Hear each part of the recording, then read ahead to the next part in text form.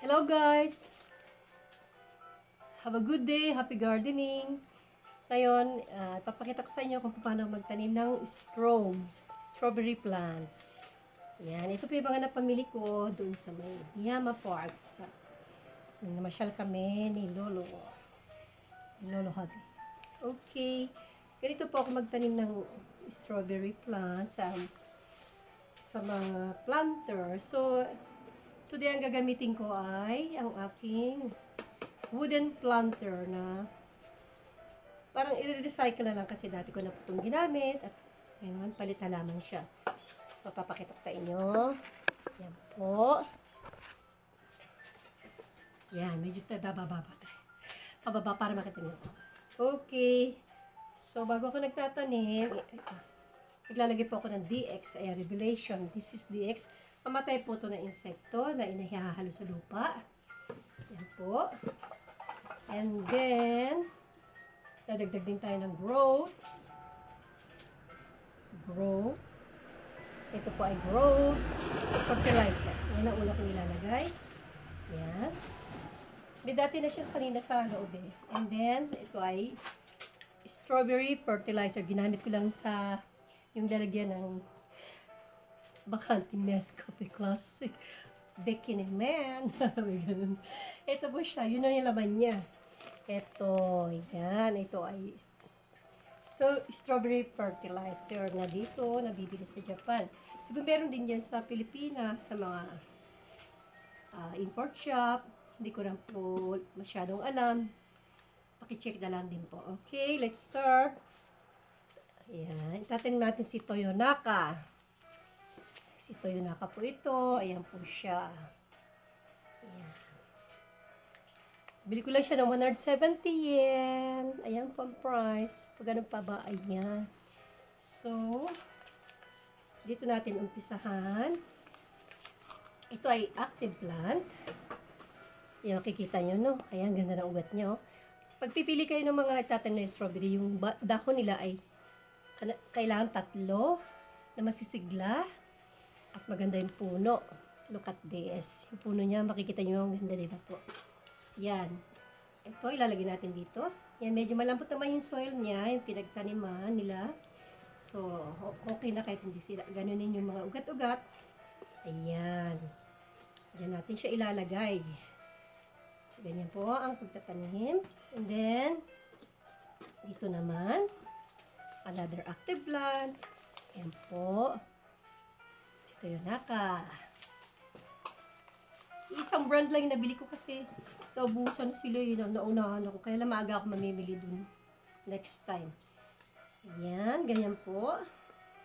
Huwag natin i-pressure yung mga strawberry. No, ganyan lang kasi malambot yung kanilang soil na pinagtaniman. Ganyan. Ayan, like this. Another one. Si Toyonaka pa rin. Fun yata ako dito yun. Ito naman ay dito sa dulo. Nakikita nyo guys. Yeah, parang ganun siya. Parang triangle pag dyan nakaharap. Parang ganun. Pag ganun. Yeah. Kasi lalay-lay yan eh. Karoon ng runners, ng bunga. Yan. And then, ito ang technique ko naman. Nakakaiba siguro. Meron akong viola flowers. Viola plants. Ito po siya. Para good vibes, meron silang kaibigan. Lalagyan natin sila ng bulaklak. Agaw pansin po ito sa mga bubuyog. Ganyan ang style ko. Ayan po. Ayan. Ayan. So, magdadagdag tayo ng potting soil. Lalagyan natin sila sa gitna. Ayan. Ayan pa. Ganyan. Ayan. Diba, ang cute niya, no? Very cute. May flowers na. May strawberry pa. Saan pinakita ng gano'n? Ganyan. And then, another one. Ayan po, si Viola. This is very cute. Cute-cute niya, diba? Very pretty. Ayan po. Diyan natin siya ilalagay. O, diba? Ayan. Pagdadagdag ulit tayo ng soil. Ayan, ito potting soil. Yan, pwede siya sa halaman, pwede siya sa prutas, pwede siya sa mga bulaklak, gulay, yan po. Mataba kasi ang mga soil ng sa Japan natin. Sinishare ko po sa inyo para malaman nyo na ganito ang sistema ng aking pagtatanim. And then, another viola.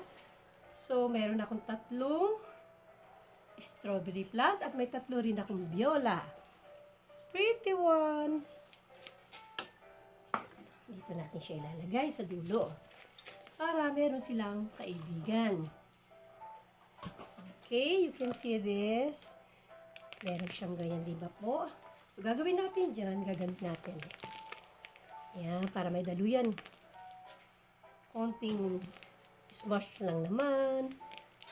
Okay lang po, hindi naman magtatampo yan. Okay, dyan ka, baby. Yan.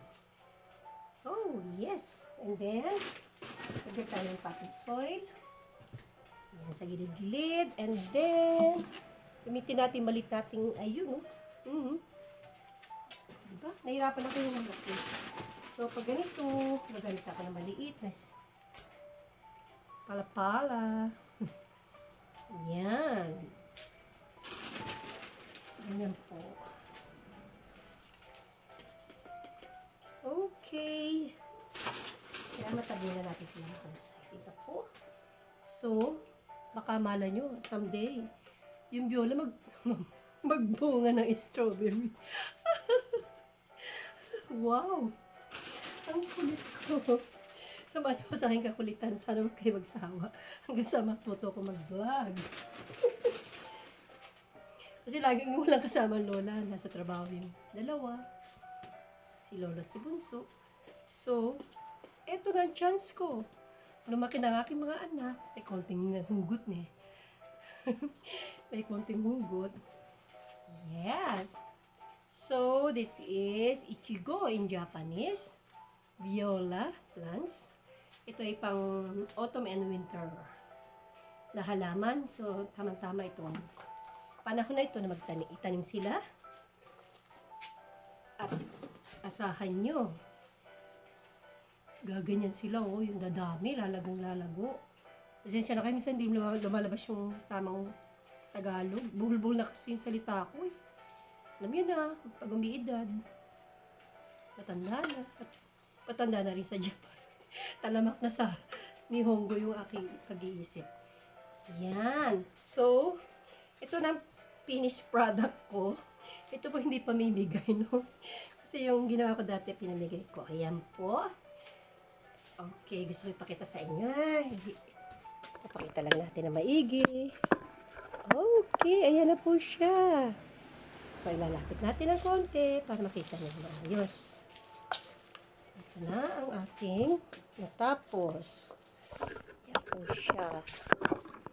Yes! Ito na siya. Look at this, mga sisi.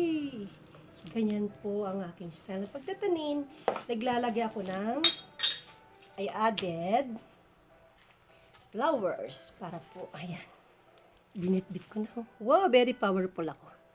Yes, like that. Okay. Yan po. Kunin natin, nalagdag. Matalastas yan. Yan, ganyan lang siya. So, tapos na siya.